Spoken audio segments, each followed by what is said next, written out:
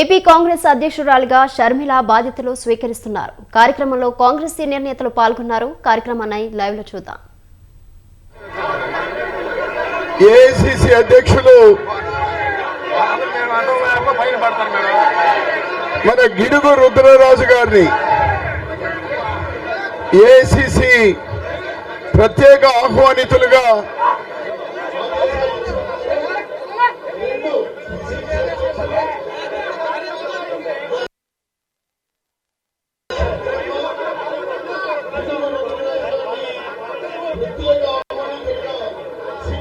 రెండు ఒకే ఆర్డర్ లో రావడం నాకు తెలిసి ఫస్ట్ టైం.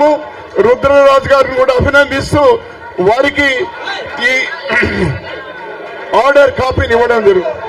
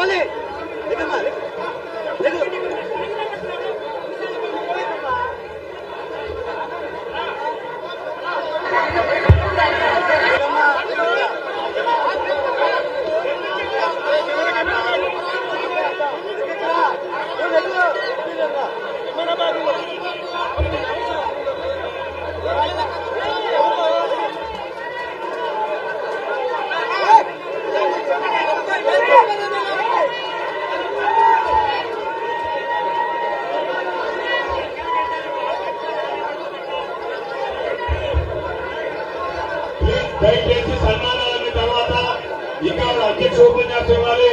మిత్రులతో సహకరించాలి. తర్వాత పెద్దలతో మాట్లాడతారు, వారి యొక్క ఆశీస్సులు ఇస్తారు. దయచేసి ఎవరైనా ఇంటి చుట్టూ మర్యాద కాదు, దయచేసి సహకరించండి ప్లీజ్ ప్లీజ్.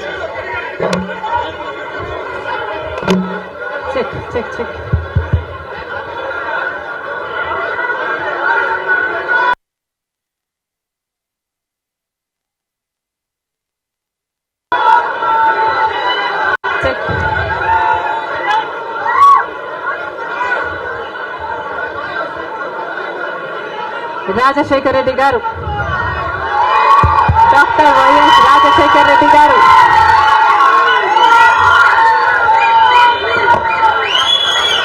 రెండు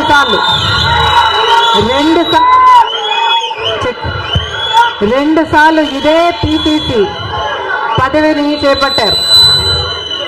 మళ్ళీ 2 సార్లు రాజశేఖర్ రెడ్డి గారు ముఖ్యమంత్రిగా గెలిచారు. అదే పిసిసి పదవిని, అంతటి బాధ్యతని రాజశేఖర రెడ్డి బిడ్డను నమ్మి వైఎస్ షర్మిలకు కాంగ్రెస్ పార్టీ సోనియా గాంధీ గారు, రాహుల్ గాంధీ గారు, ఖార్గే గారు, కాంగ్రెస్ పార్టీ పెద్దలందరూ నన్ను నమ్మి ఈ బాధ్యతనివ్వడం రాజశేఖర రెడ్డి బిడ్డకు గర్వకారణం. మరొక్కసారి చేతులు జోడించి ఇంత బాధ్యతను, ఇంత నమ్మకాన్ని నా మీద ఉంచినందుకు మరొక్కసారి కృతజ్ఞతలు చెప్పుకుంటుంది రాజశేఖర రెడ్డి బిడ్డ. ఆంధ్ర రాష్ట్రానికి చెందిన ఇంతమంది నాయకులు, ఆంధ్ర రాష్ట్రానికి చెందిన ఇంతమంది కాంగ్రెస్ నాయకులు, కాంగ్రెస్ నమ్మకస్తులు,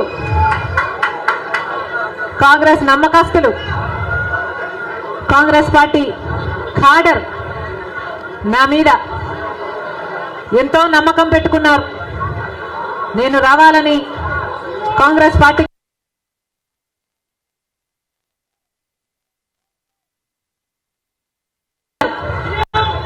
వాళ్ళందరికీ మరొకసారి రాజశేఖర రెడ్డి బిడ్డ శిరస్సు వంచి చేతులు జోడించి మనస్ఫూర్తిగా నమస్కరించుకుంటోంది.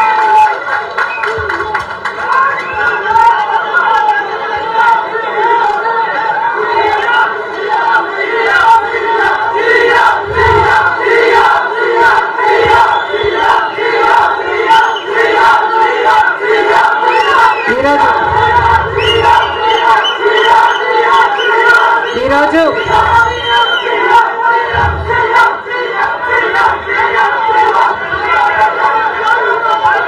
ఈరోజు ఒక్కసారి మీకు తెలియని విషయం కాదు, మీడియాకు తెలియని విషయం కాదు, ప్రజలకు తెలియని విషయం కాదు. కానీ గత 5 సంవత్సరాలుగా ఆంధ్ర రాష్ట్రంలో యువజన శ్రామిక రైతు కాంగ్రెస్ పార్టీ అధికారంలో ఉంది. అంతకుముందు 5 సంవత్సరాలు తెలుగుదేశం పార్టీ అధికారంలో ఉంది. ఈ 10 సంవత్సరాలుగా రాష్ట్రంలో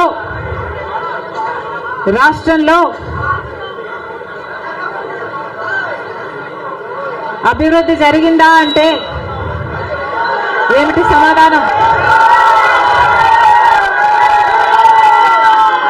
మన రాష్ట్రం ఏర్పడే నాటికి మన రాష్ట్రానికి ఉన్న అప్పులు 1,00,000 కోట్లు.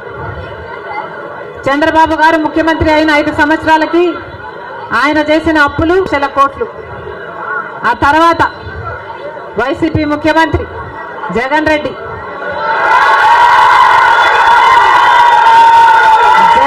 గారు చేసిన అప్పులు 3,00,000 కోట్లకు పైన. మొత్తంగా ఈరోజు అప్పులు 6.5 లక్షల కోట్లు. రాష్ట్రానికి చెందిన అప్పులు, కార్పొరేషన్లకు చెందిన లోన్లు చెల్లించాల్సినవన్నీ కలుపుకుంటే 10 లక్షల కోట్ల అప్పుల భారం ఆంధ్ర రాష్ట్రం మీద ఉంది. మరి ఇంత అప్పులు చేశారే, ఇన్ని డబ్బులు తెచ్చారే, మరి రాష్ట్రంలో ఏదైనా అభివృద్ధి జరిగిందా అని భూతద్దం పెట్టి చూసినా ఎక్కడా కనిపించదు. రాజధాని ఉందా? రాజధాని కట్టగలిగారా? రాజధాని కట్టడానికి డబ్బులు లేవు. కనీసం ఒక మెట్రో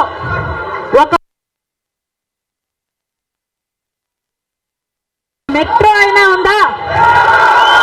ఆంధ్ర రాష్ట్రంలో ఒక్క మెట్రో అయినా ఉందా? విజయవాడలో కనీసం ఒక్క మెట్రో అయినా ఉందా?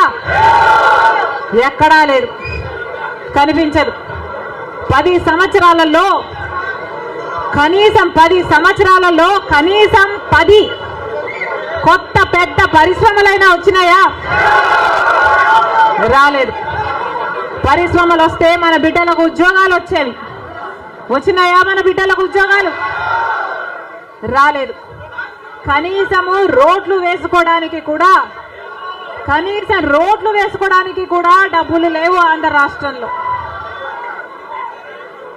కనీసం ప్రభుత్వ ఉద్యోగస్తులకు జీతాలైనా సమయానికి ఇస్తున్నారా? దానికైనా డబ్బులున్నాయా?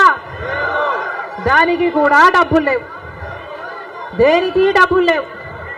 అభివృద్ధి జరగలేదు. కానీ దళితుల మీద జరిగే దాడులు మాత్రం 100కు 100% పెరిగాయి. ఎక్కడ చూసినా ఇసుక మాఫియా, ఎక్కడ చూసినా లిక్కర్ మాఫియా, ఎక్కడ చూసినా మైనింగ్ మాఫియా, ఎక్కడ చూసినా దోచుకోవడం, దాచుకోవడం. ఇంతకంటే ఏం జరిగింది? 10 సంవత్సరాలు అయింది మన రాష్ట్రం ఏర్పడి. స్పెషల్ స్టేటస్ గురించి, స్పెషల్ స్టేటస్ వస్తే మన రాష్ట్రానికి స్పెషల్ స్టేటస్ వస్తే, ఆంధ్ర రాష్ట్రానికి స్పెషల్ స్టేటస్ వస్తే ట్యాక్స్ డిడక్షన్స్ వస్తాయి, రాయితీలు, ఇన్సెంటివ్స్ వస్తాయి, పరిశ్రమలు వస్తాయి. పరిశ్రమలు వస్తే మన బిడ్డలకు ఉద్యోగాలు వస్తాయి. కానీ 10 సంవత్సరాలైనా స్పెషల్ స్టేటస్ మాత్రం ఆంధ్ర రాష్ట్రానికి రాలేదు. రాలేదు అనడం కంటే పాలకులు తేలేకపోయారు అనడము కరెక్ట్. ఉత్తరాఖండ్లో స్పెషల్ స్టేటస్ వస్తే 2,000 కోట్ల పరిశ్రమల స్థాపన జరిగింది.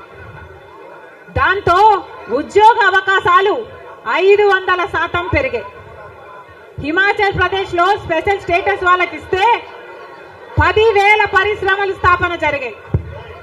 మరి మనకుందా స్పెషల్ స్టేటస్? ఎందుకు లేదు స్పెషల్ స్టేటస్? ఎందుకంటే పాలకులు స్పెషల్ స్టేటస్ తేవడంలో విఫలమయ్యారు, వాళ్ళకు చేత కాలేదు కాబట్టి.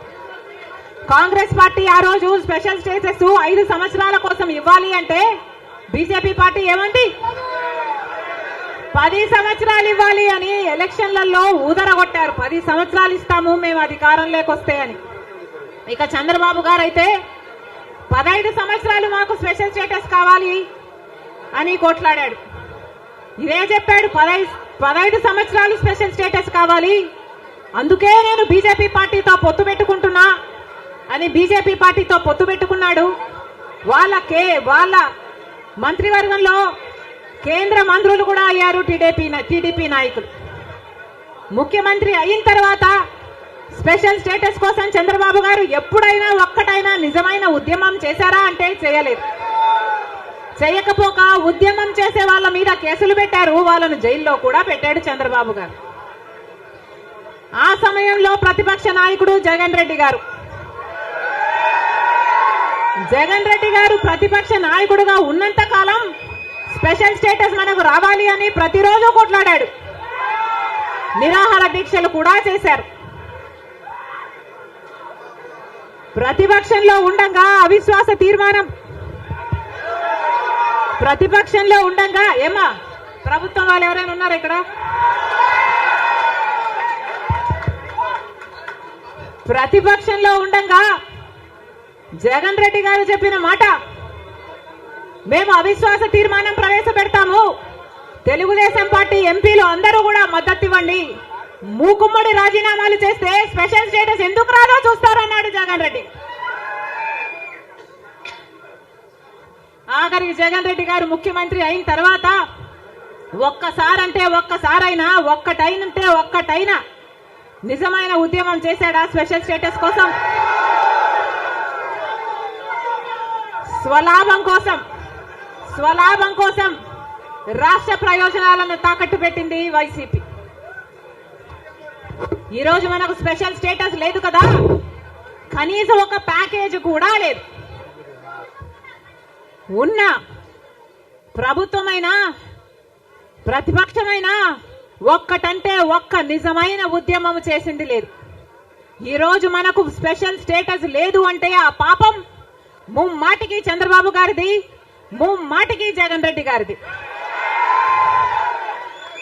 స్వలాభం కోసం ఇద్దరు ప్రజల ప్రయోజనాలను తాకట్టు పెట్టారు. టీడీపీ అంతే, వైసీపీ అంతే, దొందే. అమరావతి రాజధాని అమరావతి అన్నాడు చంద్రబాబు గారు, సింగపూర్ను చేస్తానన్నాడు. 3D గ్రాఫిక్స్ మొత్తం గుర్తుందా? 3D గ్రాఫిక్స్ చూపించాడు చంద్రబాబు గారు. పోనీ అమరావతి రాజధాని అయిందా అంటే అది కాలేదు. జగన్ రెడ్డి గారు వచ్చారు, 1 కాదు 3 రాజధానిలు అన్నారు. పోనీ 3 రాజధానిలు అయ్యాయా అంటే ఒక్కటి కూడా లేదు. ఈరోజు మనకు రాజధాని ఏది అంటే ఏదో మనకే అర్థం కాని పరిస్థితి. ఒకటైనా ఉందా అంటే ఏదీ లేదు, ఒక్కటి కూడా లేదు. మరి ఏమి సాధించుకున్నట్టు? పోలవరం ప్రాజెక్ట్ ఎప్పుడో 1941లో పోలవరం ప్రాజెక్టు కట్టాలనుకుంటే సాధ్యపడలేదు. ఆఖరికి రాజశేఖర్ రెడ్డి గారు ముఖ్యమంత్రి అయిన 2004లో రాజశేఖర్ రెడ్డి గారు జలయజ్ఞంలో భాగంగా పోలవరం ప్రాజెక్టును స్థాపించడం జరిగింది. రాజశేఖర్ రెడ్డి గారు ముఖ్యమంత్రిగా ఉండగా పోలవరం ప్రాజెక్టు చెందిన కుడి ఎడమ కాలువల పనులు కూడా చాలా శాతం చేశారు రాజశేఖర్ రెడ్డి గారు.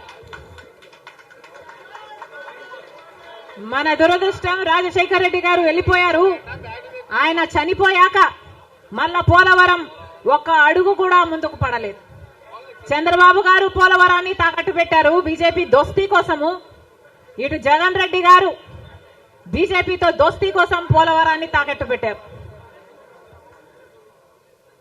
అంతేకాదు బీజేపీ అధికారంలో 10 సంవత్సరాలు